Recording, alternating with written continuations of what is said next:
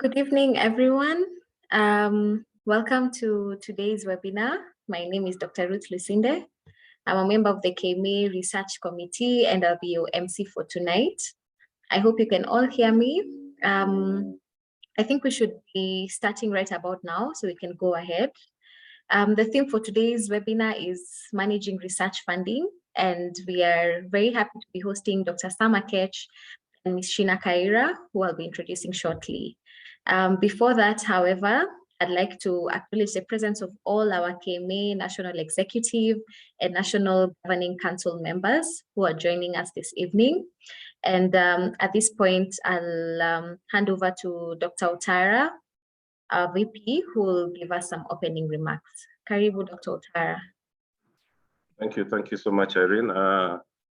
Good evening for those of you joining us, particularly from East Africa.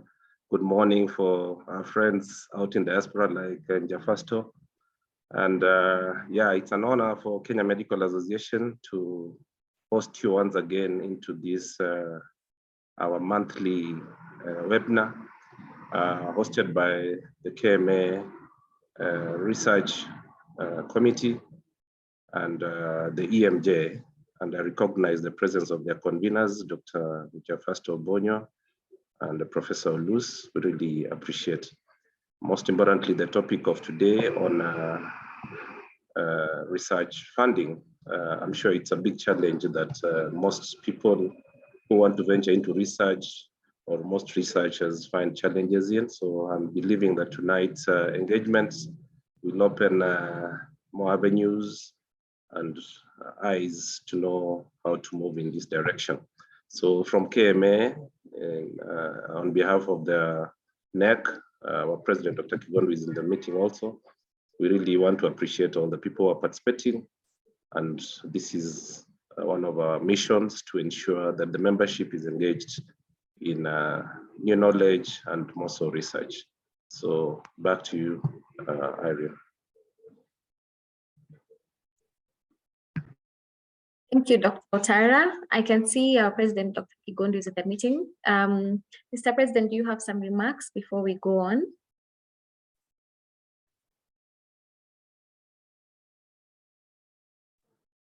He requested that he'll talk later, if at all he will. But thanks so much, and everybody feel welcome on behalf of the KMNEC.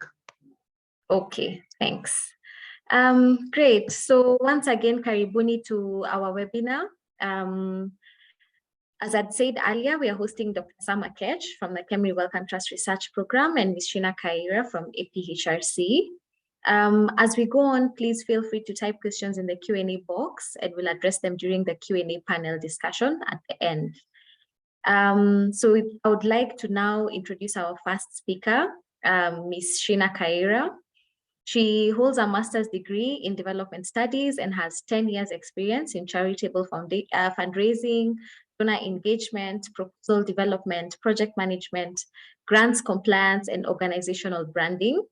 Her experience in grants, award, and management spans across various bilateral and multilateral donors that include the World Bank, USAID, the European Commission, DFID, UNICEF, World Food Programme, and the UNHRC. She currently supports the grants, acquisition processes, grants management, partnership development at APHRC, and she also provides leadership in the review or updating of business development documents at APHRC. Her immediate previous position was Business Development Manager at Plan International in Malawi.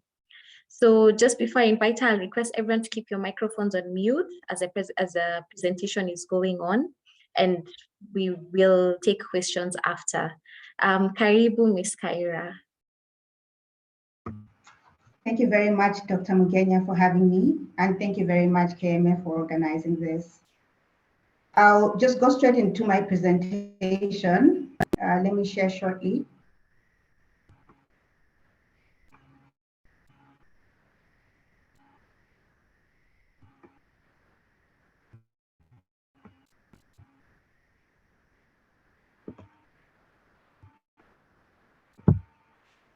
I believe it has reflected. Yes, can go ahead. Let me know, Dr. Mgenya. You can go ahead. We can see the presentation. Thank you very much. So the title of my presentation is Sourcing for Research Funding. And I'm glad to be one of the panelists to share this very interesting topic, and especially because this topic is timely, particularly for Africa.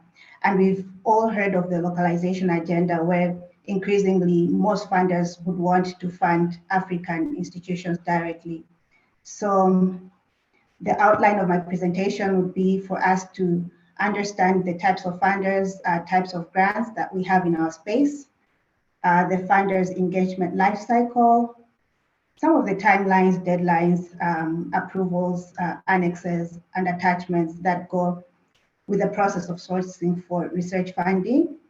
And we'll finish with a practical example just to put things into context. So for research, there's a varied category of funders that we work with or that is availed to us. So we have bilateral funders, and these are mostly governments.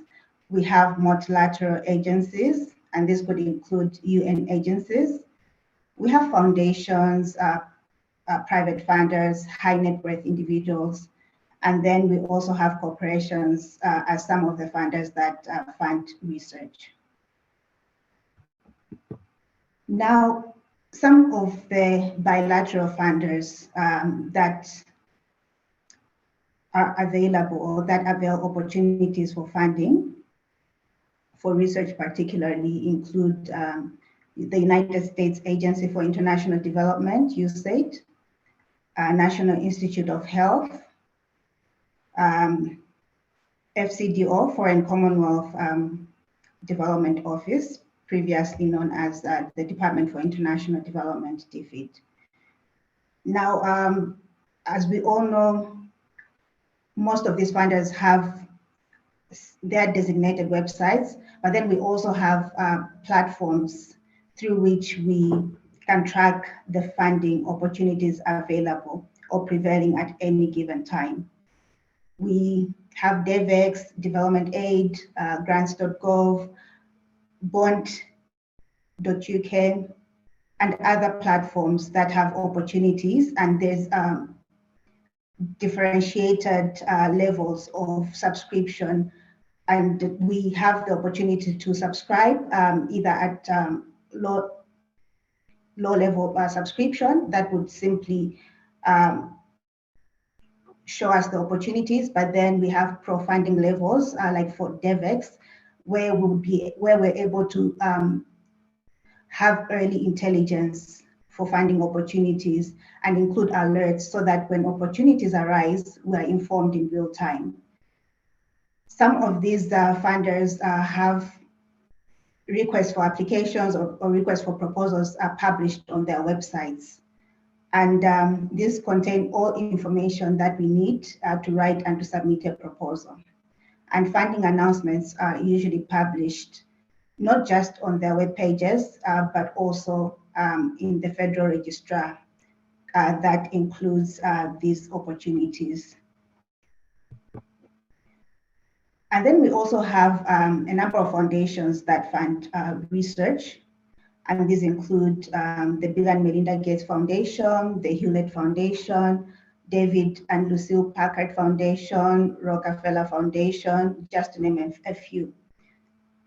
These foundations provide both restricted and unrestricted funding. And some of them accept unsolicited proposals, but most of them will also publish opportunities for which we should apply for funding. Now, the different types of grants that are available for application, and these include research grants, conference grants, institutional training grants, but also general operating support grants. You'll see that I included that grants can actually fund anything if the funder agrees to the proposal.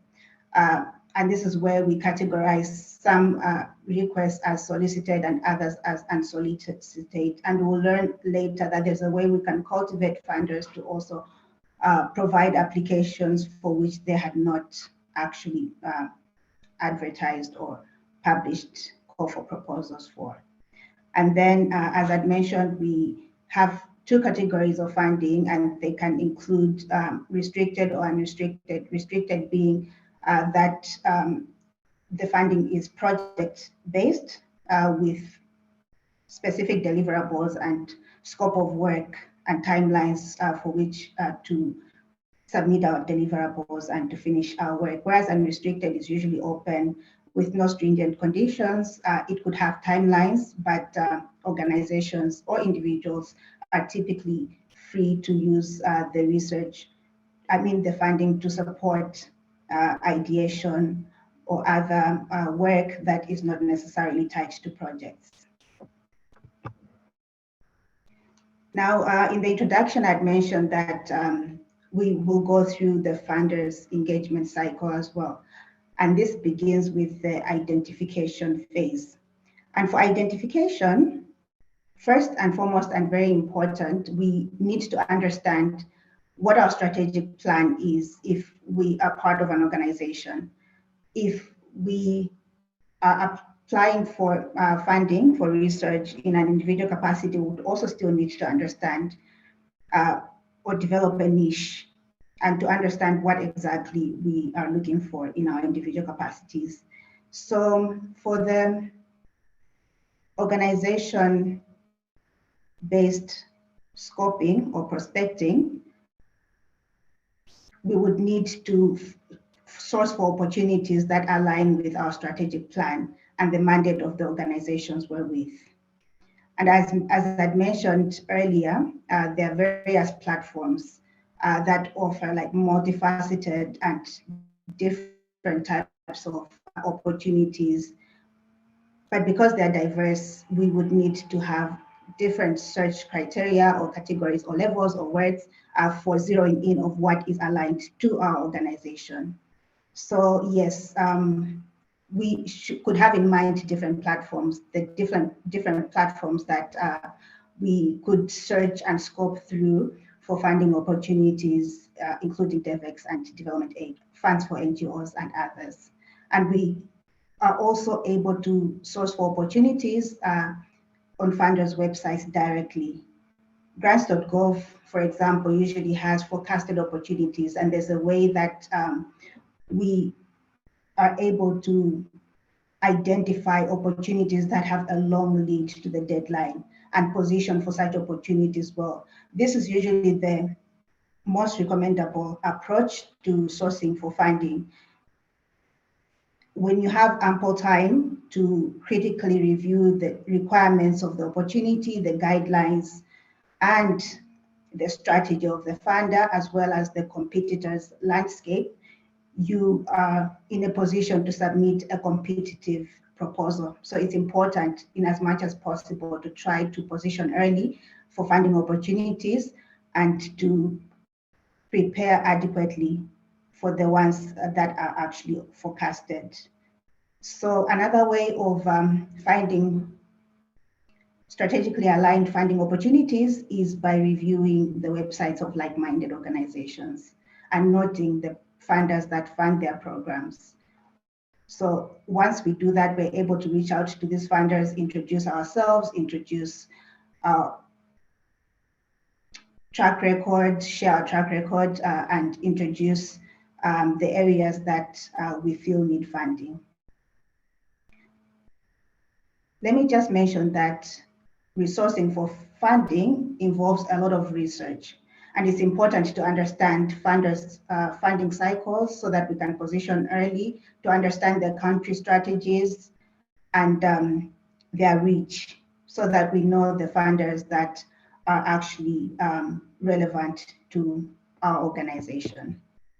And once we research and we have more or less shortlisted the funders that are relevant for our organization, the second phase would be the qualification phase.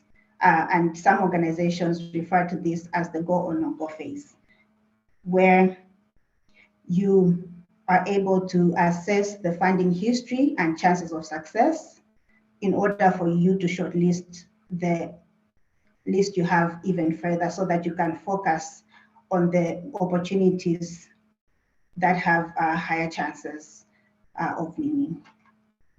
And then you're also able to zero in on the funders that are properly and well aligned to your organization's needs and goals.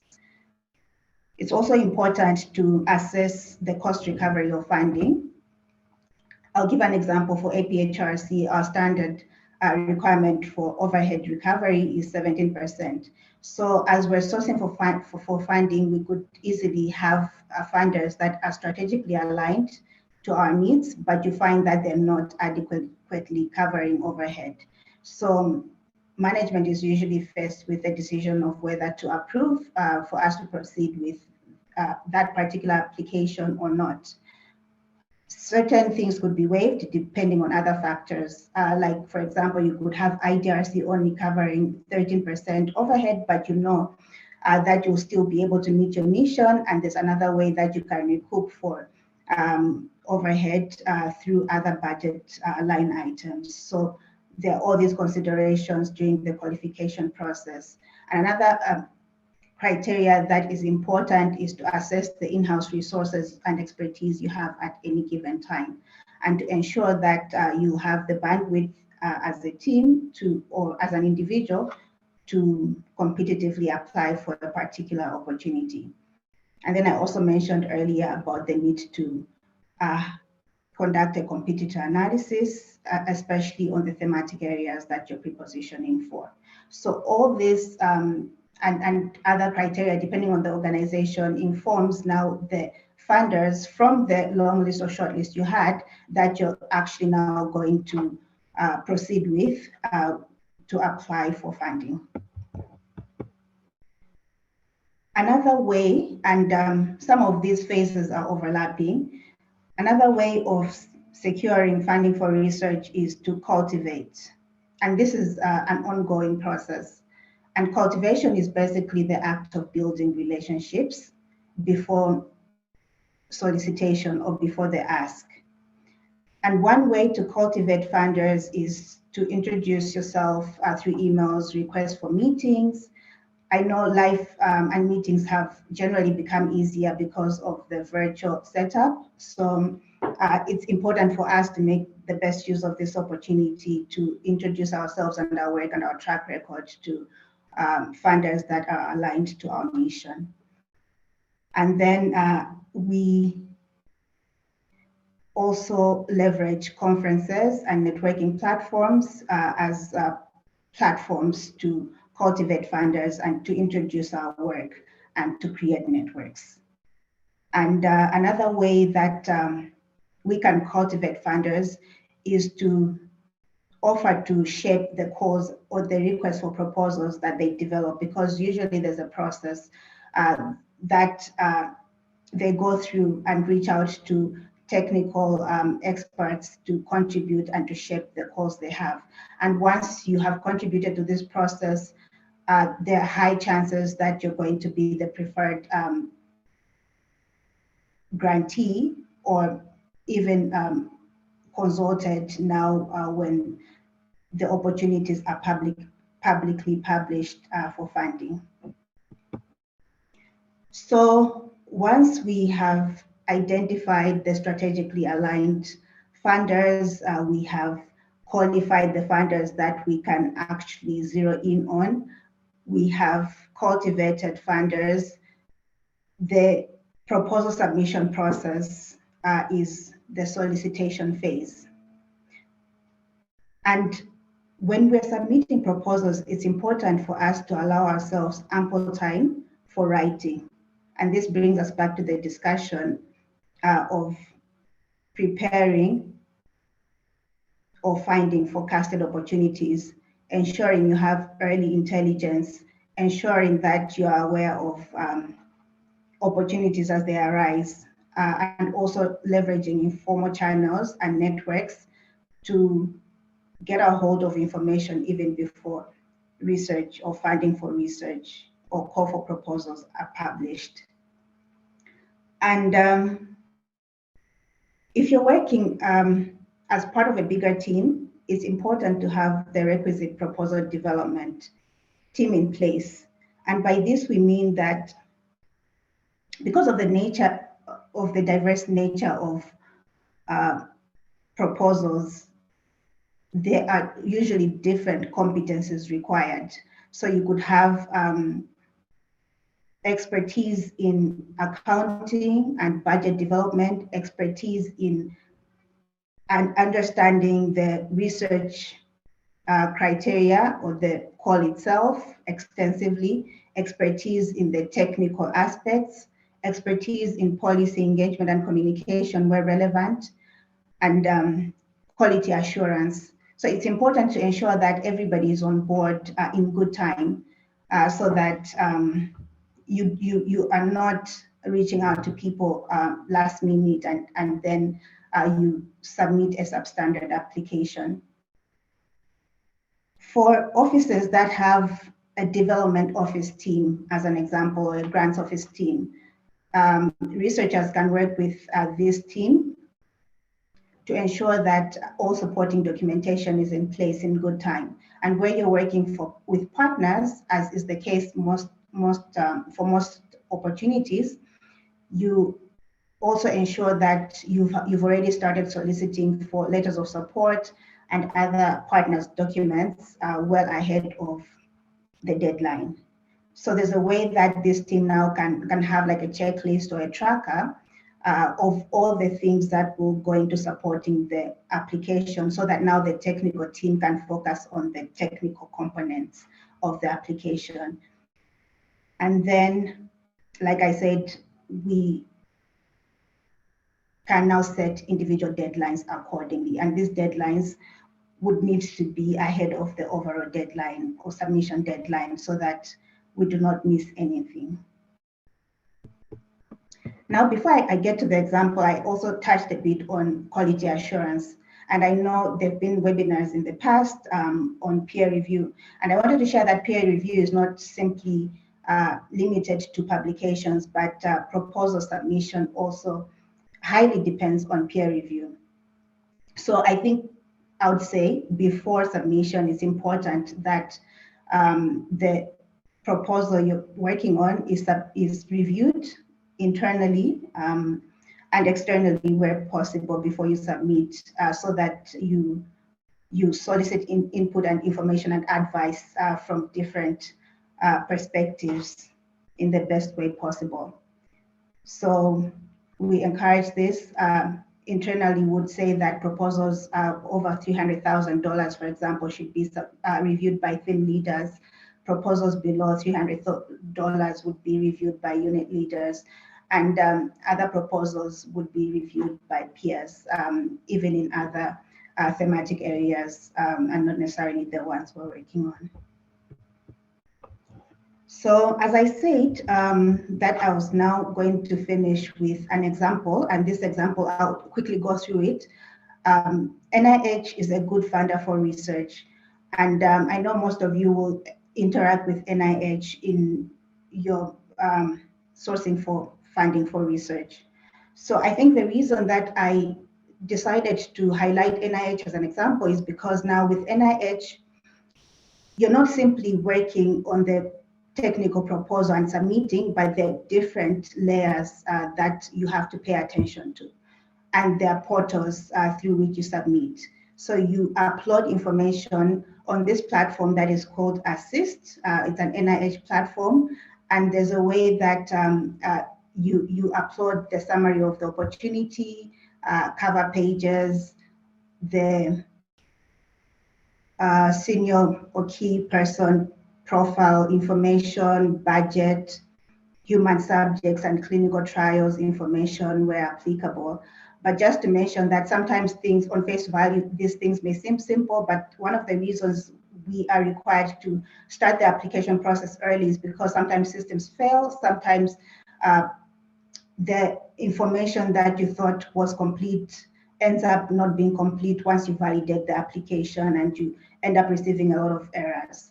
Or the grants.gov platform that now advances from this stage could also have other layers of requirements. For example, if you're not updated or you have not renewed your SAM registration, which is system for our for awards management, a federal platform through which we are assessed in all federal funding, then all the application and the efforts would have been in vain. So it's important to make sure that you have all this information in place in good time, you're updated and renewed, all the requisite personnel have ERA commons, and that you're able to submit in time.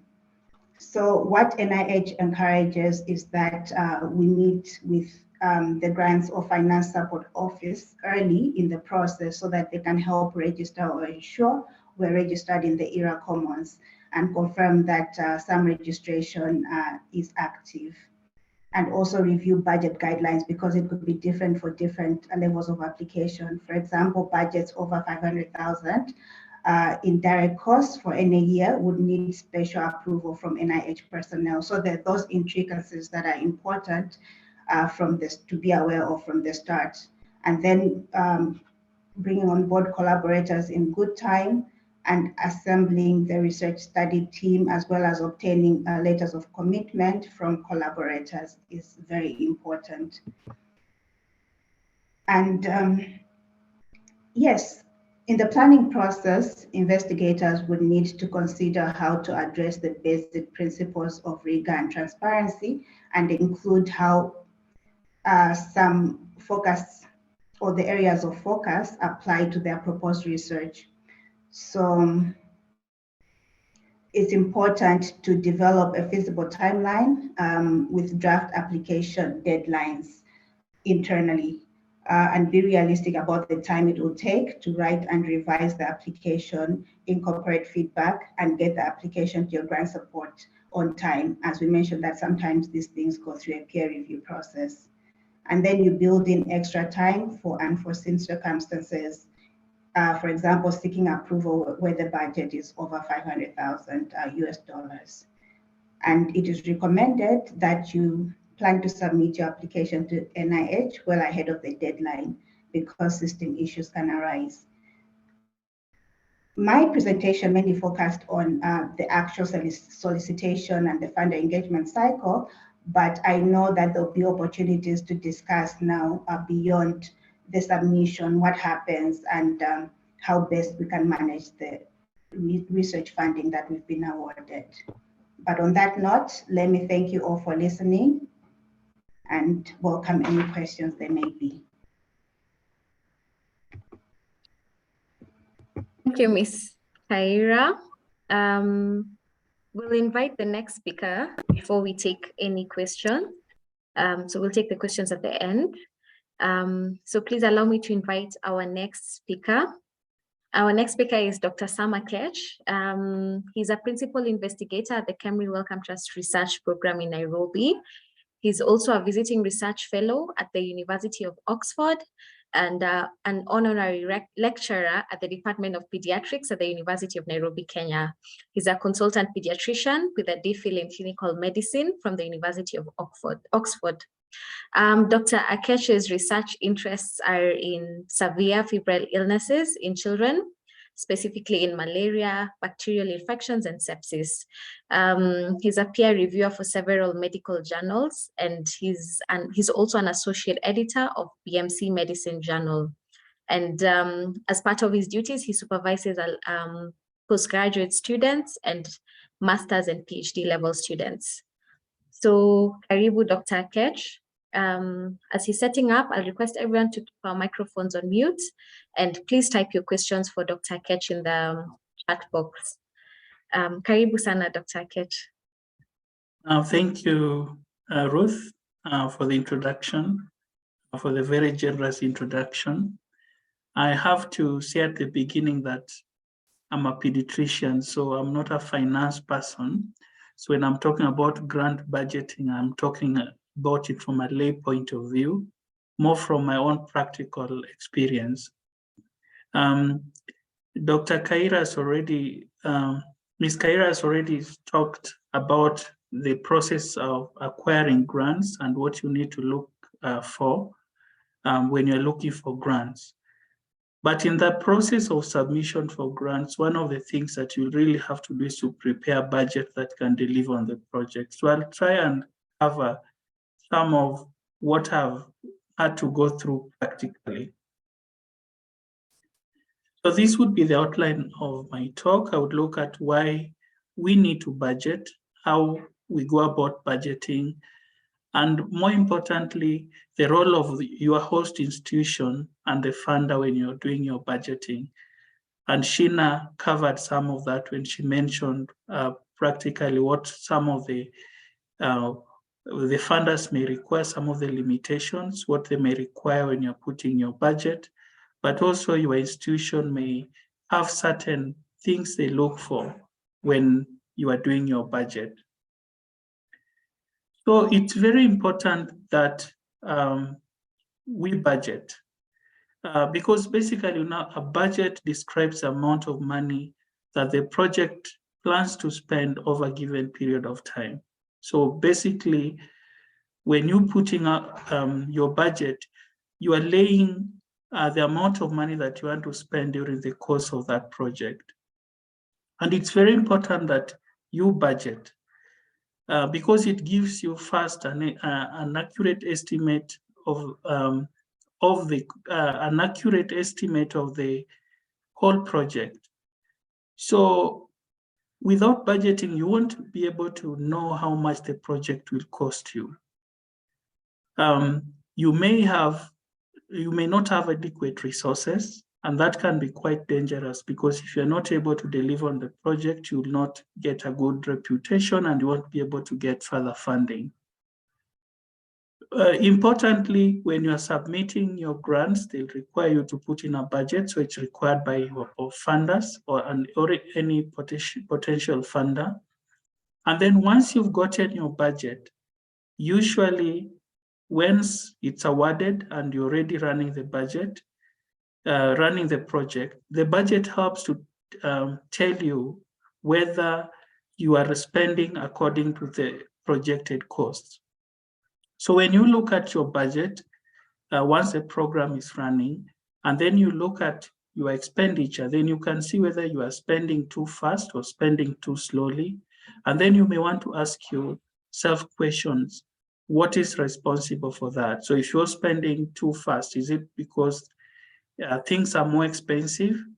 Or is it because the good side could be that you're actually delivering better in your project, so you are ahead of schedule. But that will only come if you're able to monitor your expenditure against your budgeted costs. So how do we go around budgeting? So the first thing is to be able to think about all the activities that will be required in the project. So when you are doing your budgeting, first of all, you would have to list all the activities that will be required for that project. And you want to budget for all those activities. And I'll later on give an example on how one may go around that. Second, it's quite important to look at the funder guidelines and policies. And Sheena went through some of that. For example, how much they may actually award for certain things. So there may be funder guidelines, for example, how much proportion of the budget can go to certain costs like personnel costs or even equipment costs or even to certain line of activities. So you want to review those kind of line items. The other thing is that you may want to see what kind of things they don't fund. So the third aspect is looking at the costs. So the costs, you can look at them, whether they are allowable costs, whether they are reasonable, or whether they are allocable costs. So allowable costs, usually they conform both to the funders and the organization's policies and procedures. So these are costs that are allowed by both the fund and the organization. But there may be certain things. For example, you need to be aware whether your funder does not allow certain costs. For example, they may say you may not purchase food using the grants that are funded. So you need to be aware of that when you're doing your budgeting. The other thing is that your budgeting needs to, they are what are called reasonable costs. And basically, the costs need to be both ordinary and necessary. And a good example is, for example, if you're having a conference and you need to acquire a conference package, which would involve getting an hotel and also a sufficient conference package. Your funder and your institution may want to know that you've gone for a reasonable venue. So the venue, probably they would not want something that is very expensive compared to what is around, what is available. So if you go for a very expensive package, then it may not be seen as reasonable. Then we have what are called allocable costs. These are costs that benefit the projects and it's generally necessary for operation of the project. And this may include issues like if one has to attend conference to share results of the study. So if you are doing a research study and you need to attend a meeting where you're going to share progress or results of the study, that may be seen as an allocable cost. But if you are going to another conference which is not related to the project, the funders may not be able to fund that kind for you to attend that kind of meeting. What you have to know is that sometimes you may need approval from the funder in advance for certain costs. So once you get the grant, you need to really look at grant conditions, and that will let you know when you may need to get certain approvals in advance. So I'm just going to go through how the budget may look like. And in your budget, usually you have two types of costs. You've got direct costs, and then you have what are called indirect costs. So when you're budgeting for direct costs, this would include your personnel costs. So these are like salaries that you pay to, you may, as a PI, your salary may be there, but you may also have salary for key people working in the project. So those are the personnel costs. Then there are people that you may not engage long-term, but they come in as consultants. You may want to have them covered. Then we have materials and consumables. We have travel and travel related, and I'll just go in detail what that may mean. Then you have equipment costs, and then you have operating and running costs. So those usually constitute what you would consider direct costs.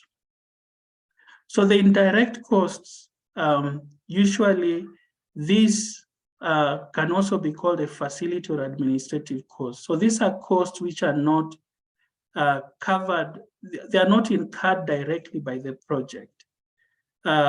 They may include things like facility expenses such as rent, utilities, some of the expenses your organization covers like human resource, how the people work at finance, how they are paid, people do the accounting, the IT services, and also the legal services. So these are not services, these are not things that directly just cover your project alone, but they're important for the whole running of the institution. So when you're submitting your grants, you do not just think about the direct cost alone, but you'd have to talk to your institution so that they will let you know how much direct costs apply, because these are determined by each institution where you are. I put an asterisk on the equipment cost because most funders do not allow indirect cost on equipment costs. So usually when you're calculating your direct costs, like Sheena said that for a PHRC, they do 17%. So they would add up what you have the cost for the other direct cost, but remove the one for equipment cost and calculate 17% of that. When you are doing multi-year budgets, it's important to factor in inflation. And usually you want to factor in inflation for non-salary costs. For salary costs, you'd actually be expected to put the yearly increment. Again, the yearly increment, this is something that you'd have to get from your finance office. Also, the inflation rates, this is something that, again, you have to get from your finance office. It's not something that you do yourself when you're doing budgeting. So ultimately, once you've put this budget together, you'll need to work with your finance office to actually approve it before submitting it to a funder. Because what institutions do not want is for you to have money, but you can't deliver on a project because you under budgeted. So this is just as an example of a spreadsheet that you may use when you're doing your budgeting. So you can see at the top, we have running costs. This may include things like if you're using modems, for your communication, like you having people in the field.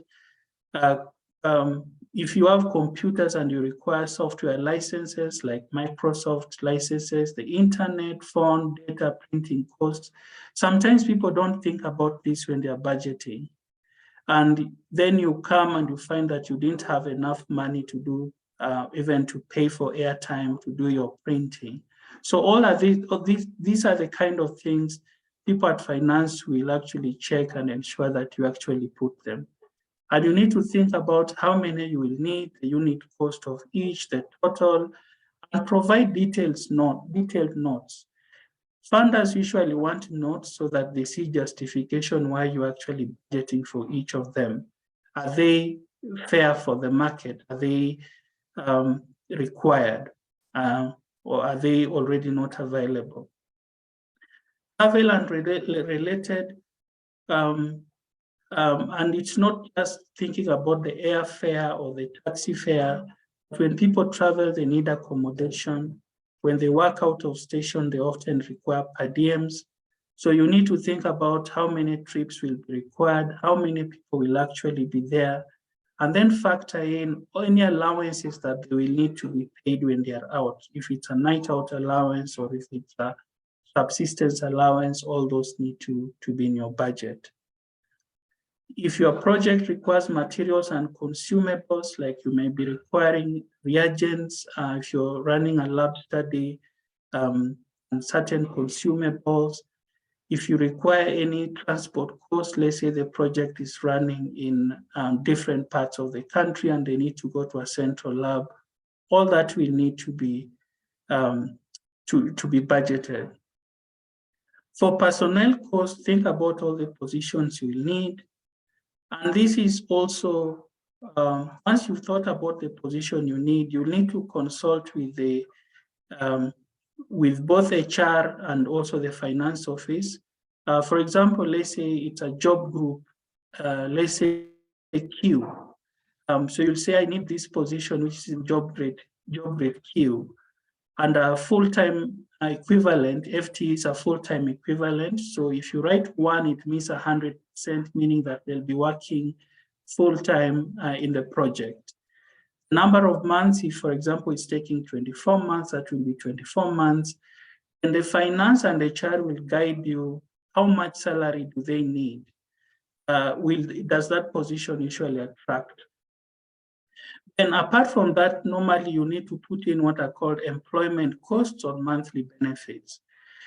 Usually, apart from the gross salary that is reflected, usually employment costs. This cover things like gratuity, medical benefits that employees get. So these also need to be budgeted for when you're doing your budgeting for personnel costs.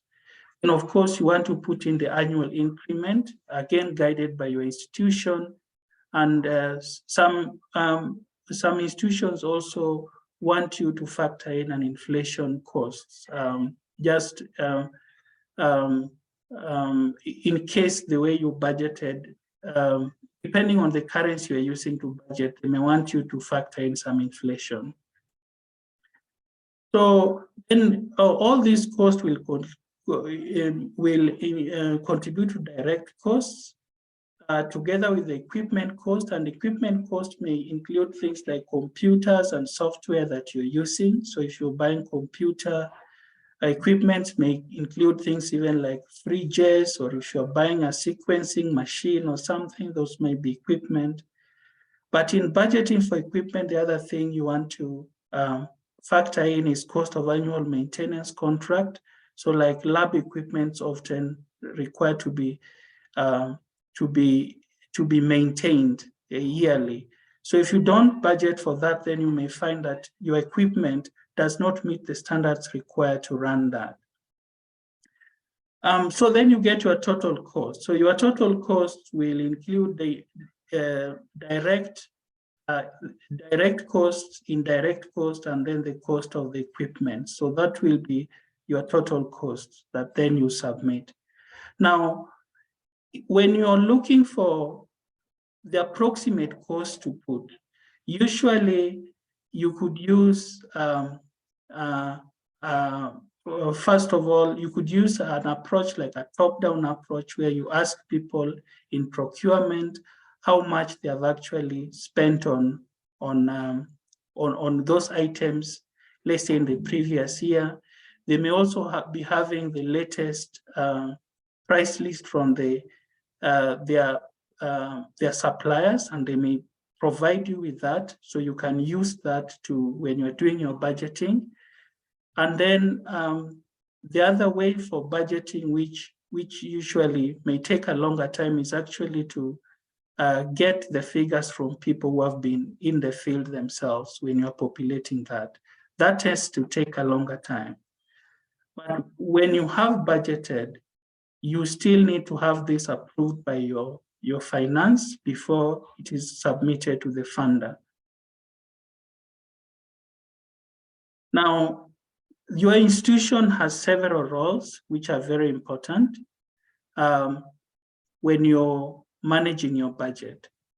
First of all is that they would have to approve your budget.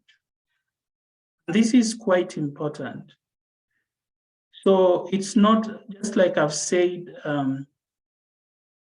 just like I've already said before, it's not just enough to budget, but your institution wants to know that your budget is comprehensive and you budgeted for all the line items that are required for your institution. You have put the right indirect cost where it's required.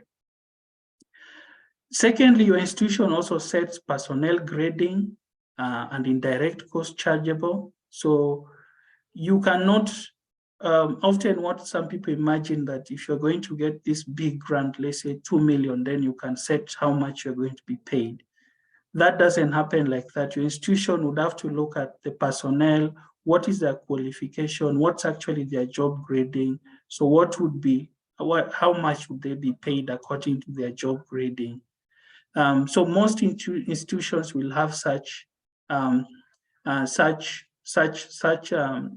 cap or such a system. Some other institutions may have different ways of compensating people beyond their job grading. So when you're doing your budgeting, you need to get in touch with the management so that they guide you exactly how that can be set. Number three, and this is very important, you've often heard of organizations where people bring in money, then find that money was not spent the way it was supposed to be spent.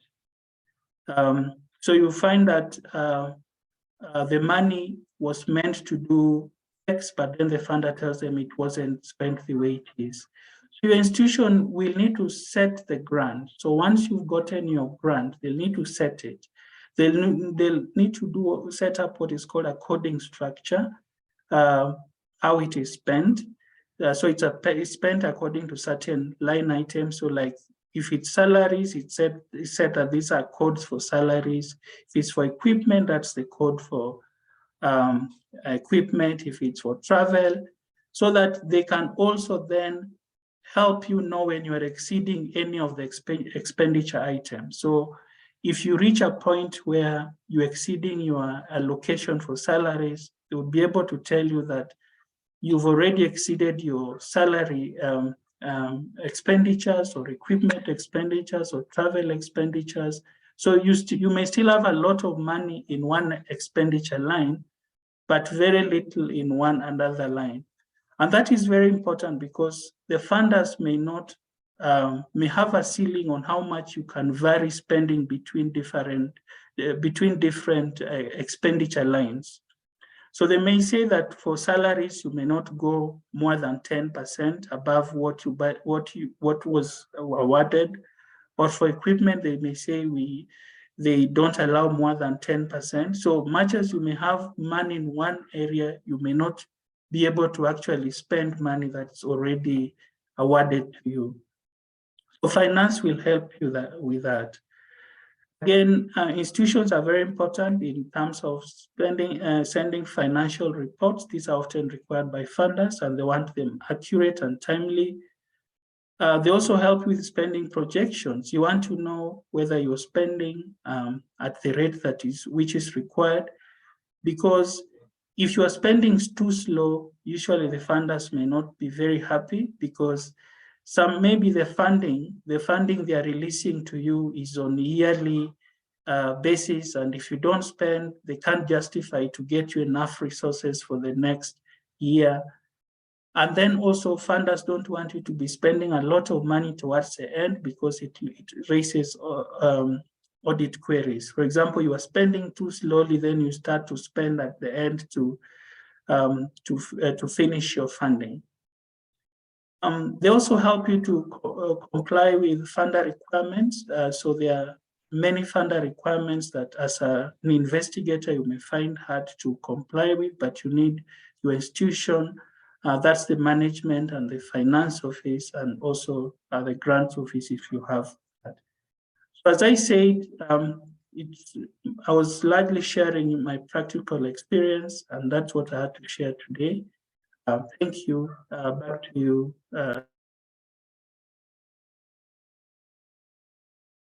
Thanks, Sam. And thank you for the insightful and interesting presentation. I'd now like to invite Dr. Mugenya, my colleague at the KMA Research Committee, who will lead the discussion and Q&A session with our two presenters. So once again, if you have any questions, please post them in the chat box and we shall go through them. Karibu sana, Dr. Irene.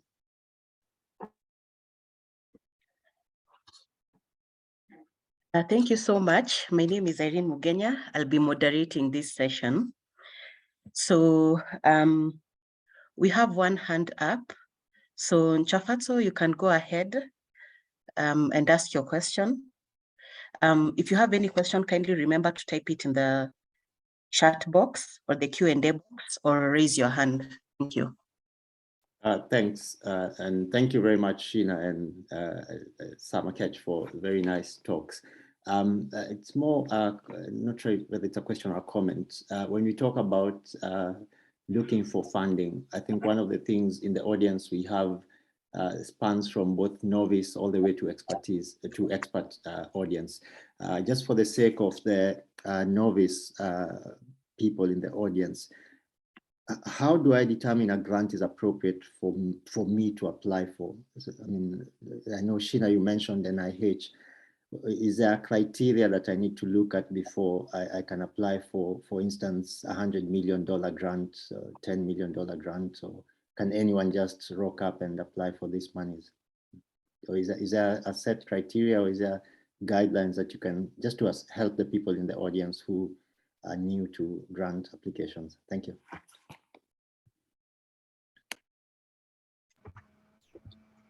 Thank you very much, Dr. Obonyo. Most of these call for proposals come with clearly stipulated criteria. So that would be the first point of reference.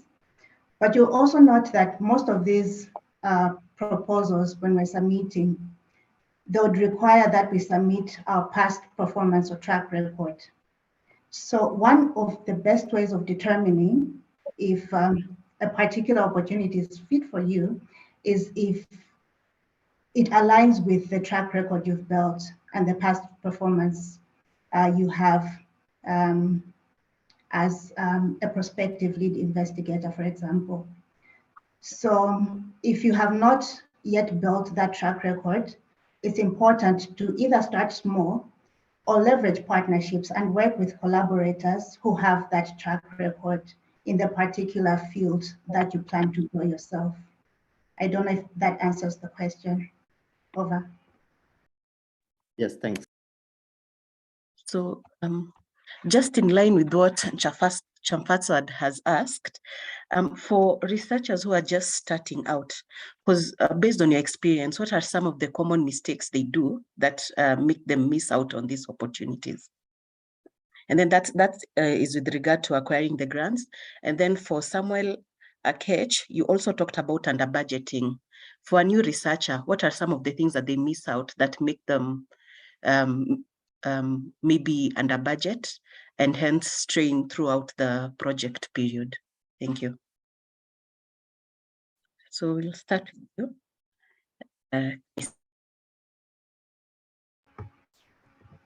Thank you very much, Dr. Mugenya. I'd say one of the biggest mistakes off the top of my head is not finding the right mentors in the field. So like, for example, at APHRC, we categorize researchers as either early to mid researchers and senior researchers. And the encouragement usually is that the early to mid researchers work with senior researchers, especially when they're starting off, so that they can be mentored, so that they would also now take advantage of the experiences, the lessons they've learned, the senior researchers have learned along the way, the feedback they've received along the way that has enhanced their applications. Just generally insights, any other insights that would have best practices, things to avoid, the types of research to prioritize or to start with as they're building their track record. So I'd say the biggest aspect of growing on the research ladder would be mentorship. But I think this is also something that is open to discussion based on the different experiences the audience would have. Over. I think coming to the question of under budgeting, and again, just to share with you from my own experience, I think what most people overlook often are the running costs. So they may often budget for maybe their salaries or that equipment they need, but you may find that people forget, for example, that somebody will need a certain software. If you're doing social science study, you may need even in vivo software, which costs a lot of money. You may not have budgeted for it. You may need airtime for research assistants within the field. You may not have budgeted for it. You may actually need somebody to design a database for you to collect data. You may not have done it. So you may get the money, but then you find that there are so many things, especially all those running costs that you may have forgotten to put in. And then you find that now you have to find them through your own sources. And then like equipment, even those things like annual maintenance costs, people may forget them. And that's why it's quite important that you work with your finance office and your grants office if it's there, because they're used to looking at budgets and they check that you actually budgeted for those things that they know each project must have, because usually they have a checklist of things that you need, and they will actually ask you to put them in the budget just to ensure that you have you are successful in your project. Yeah, thank you.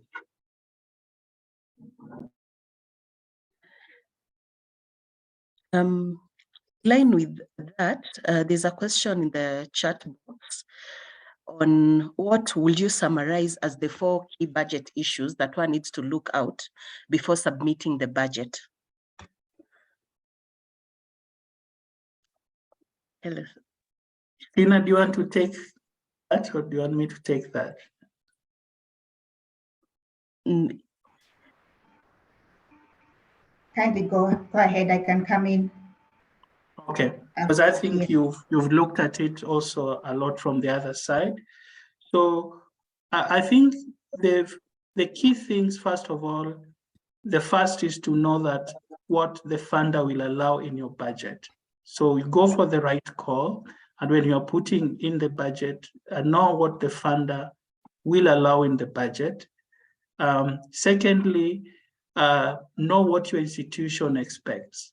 So your institution, there are certain things that they expect, and there are certain even funding that they wouldn't want to have, because once you access those funding, they'll find that the way the funding comes, or how the money is released, or the indirect costs that are allowed, they may not actually be able to run that budget. So it's quite important that you work with the institution who have got a checklist, and they also ensure that you've budgeted well, and that you've put all the expected costs. And they can also help you. For example, if the funder would not have paid for like consultants, your institution can help you to find ways to budget for consultants who will be needed without actually listing them as consultants, and they'll be able to help you to see how then that will work once you are awarded. So I would say rather than I would say you need to work with the institutions when you're doing your budgeting, and of course, note what the funders' requirements are. Yeah. Thank you. Okay, thank you. Is there, Ms. Kaira, did you want to add your comment? Just to complement the point on funders' requirements, I'll just say that some funders would have specific templates. So it's important, even though you may have an internal template, for your institution, it's important to understand that there would be funders that would require you submit your budget on particular templates. So just looking out for that and ensuring that you have the right templates before submission. Over.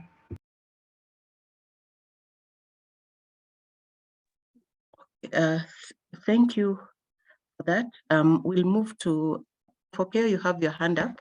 Kindly go ahead and ask your question. Thank you, Session Chair.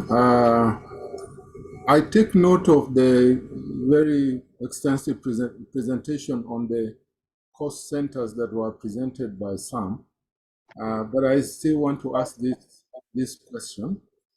And the question is actually two questions in one. Is it possible that one can budget themselves out of funding in the sense that the budget is too high or too low, having specified all those items? And if that is the case, are there some standard guidelines on what is the maximum and minimum, for example, for each of the cost centers that keep you within the range, so that the budgeting doesn't become what fails you in the funding bid?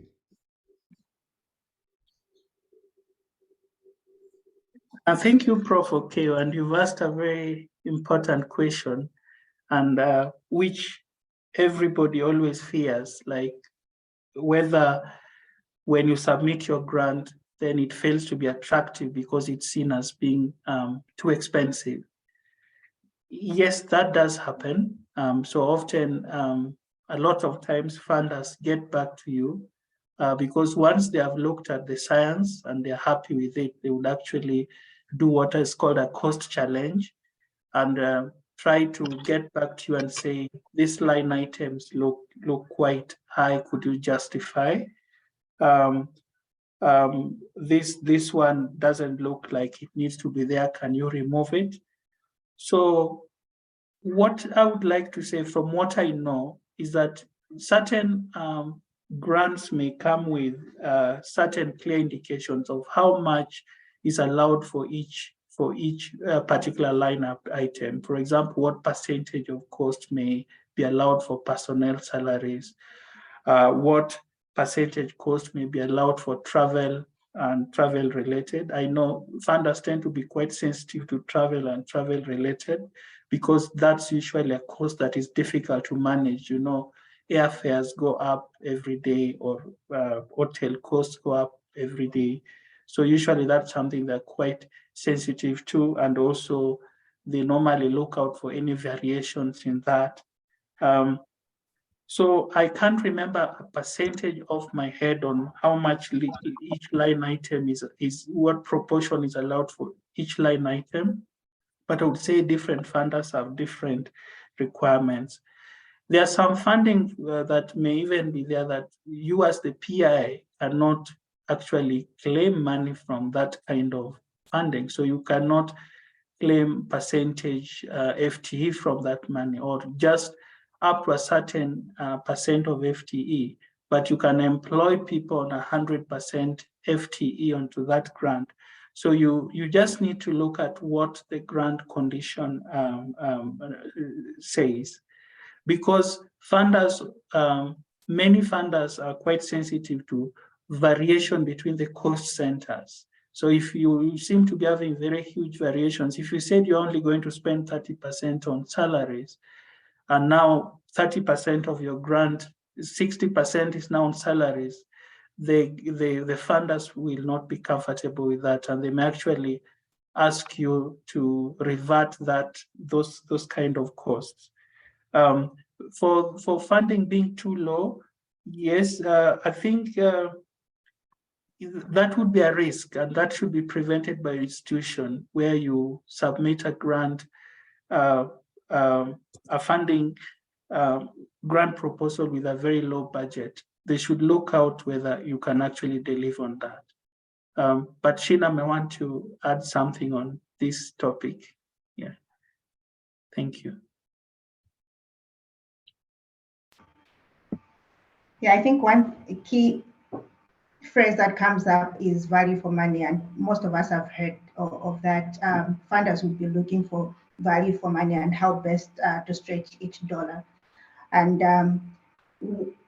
usually the guidelines will stipulate even the limit sometimes of the budget line items, but where this is not stipulated, it becomes difficult to assess whether you're selling yourself too short, or if you have not demonstrated value for money adequately.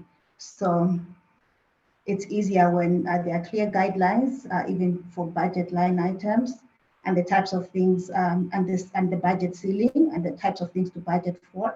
But where things are not clear, then yes, it becomes difficult to stay within the value for money realm. Over. Thank you. Fokeo, I hope your question has been answered well. That's or to okay. your satisfaction. Right. Okay. Thank you. So one more question from the chat box. Now to the speakers, do any of your institution offer grant writing course or websites or institutions which you can recommend for this course?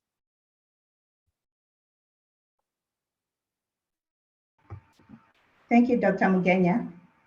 EPHRC actually has a training unit that offers short courses that includes grant writing. I don't know how best I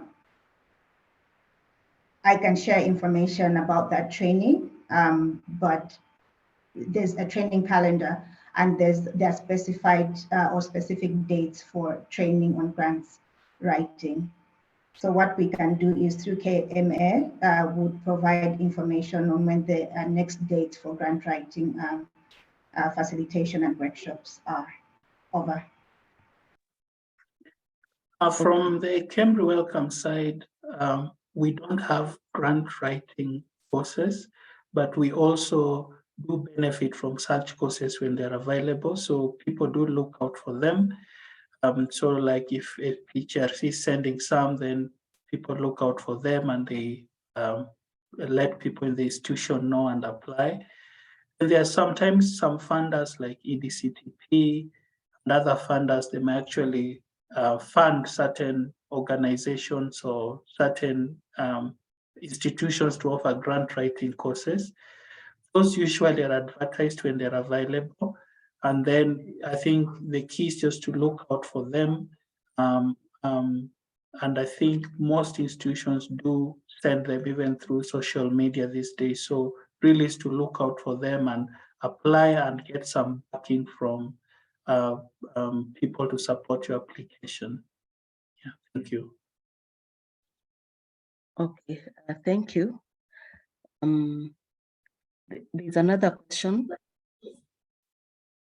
So we'll take one last question. So this one is, thank you for the presentation and information. I want to know what is the benefit of donors in a funded project. So what is the benefit of donors in a funded project?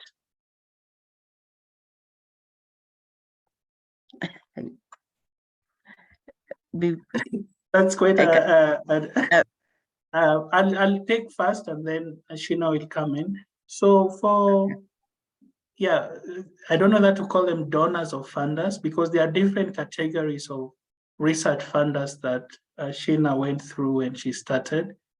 So there are those who like development partners like UK Aid and FCDO, and then we have research funders. So some of these organizations are there as part of their mission to fund research for better health.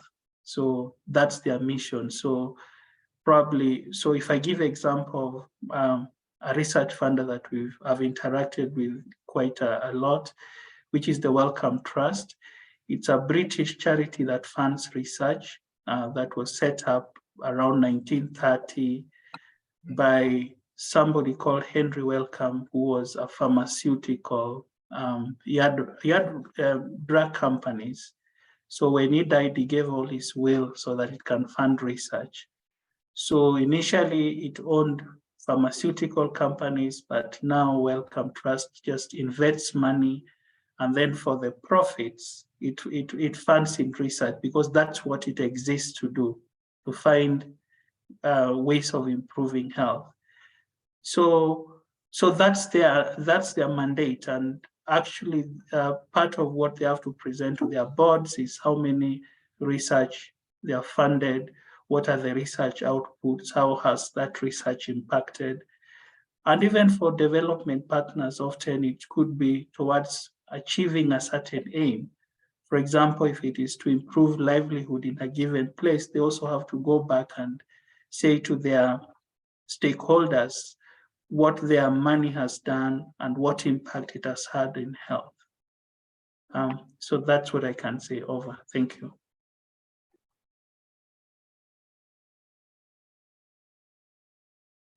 Thank you. Thank you so much. So there are no more questions, but there's a comment from Ruth. So she'll maybe comment on the said area as she closes the meeting. Thank you. Thanks. Thank you.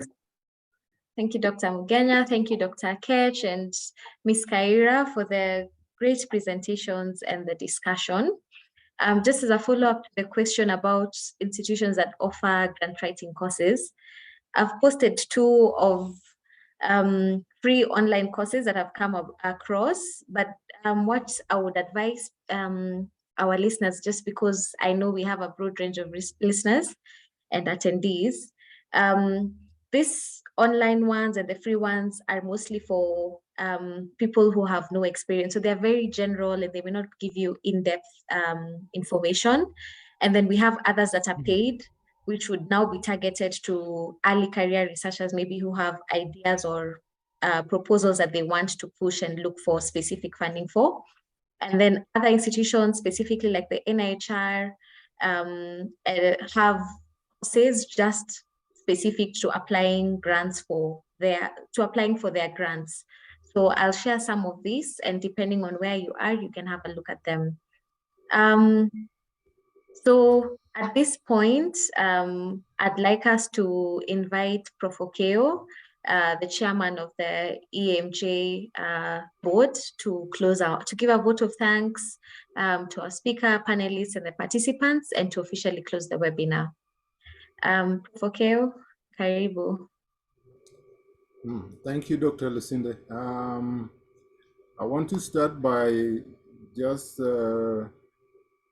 reminding participants that the East African Medical Journal is a useful partner in exposing East African Medical Journal in collaboration with the research committee chaired by Dr. Nchafaso.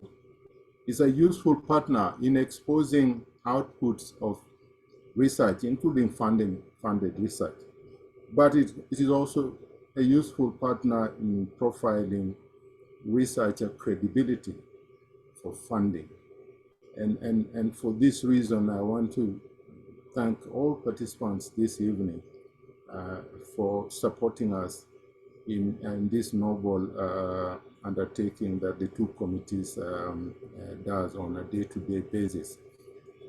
Having said that, I want to specifically thank Sheena and Sam for sterling presentation expose of two very important areas of research and funding.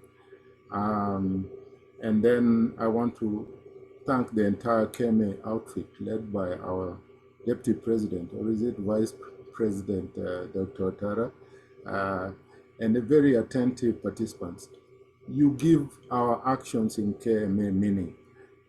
So thank you, a round of applause to everybody, and have a good night. Thank you, meet you again after 1 month. Thank you. Thank you. Thank you. Thanks, Prof. Okeo. Thank you everyone again for attending. Our next meeting will be in a month's time and we will communicate. Kwaheri. Thank you. Bye-bye.